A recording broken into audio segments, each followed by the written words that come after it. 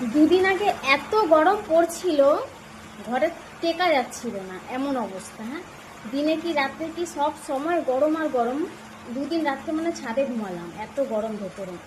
রুমে ঢুকলেই মনে হচ্ছে না বনফায়ার ঘরের ভেতরে লাগিয়ে দিচ্ছে। এই গরমকালেই ঘরের ভেতরে বনফায়ার লাগিয়েছে, চালু করেছে। আমার মেয়েটা ঘুমাচ্ছে না, ছাদে এসছে ভিডিও বানাতে। তো ঠিক আছে, যাই হোক, গরমের জন্য না ঠাকুর বলতাম, ঠাকুর একটু তাকাও আমাদের দিকে, একটু বৃষ্টি দাও। এই গরম আর সহ্য করা যাচ্ছে না। কিন্তু আজ দুদিন ধরে এমন শুরু হয়েছে, দুদিনের জামা কাপড় ওখানে ভেজা, কালকের আজকের দুদিনের জামা কাপড় আছে, শুকায়নি এখনো। আর বৃষ্টি পরশুদিন রাত থেকে যে নামছে এখনো চলছে, শুনছি জামসেট করে 3 দিন এরকম পচা বৃষ্টি হবে। অসুবিধা নাই, মৌসুম ঠান্ডা আছে, কিন্তু ঘর থেকে বেরোতে কষ্ট হচ্ছে, বরের কাজে যেতে অসুবিধা হচ্ছে, যারা ডেলি কাজে যাওয়া আসা করে তাদের কতটা কষ্ট হচ্ছে। বৃষ্টি দেখো।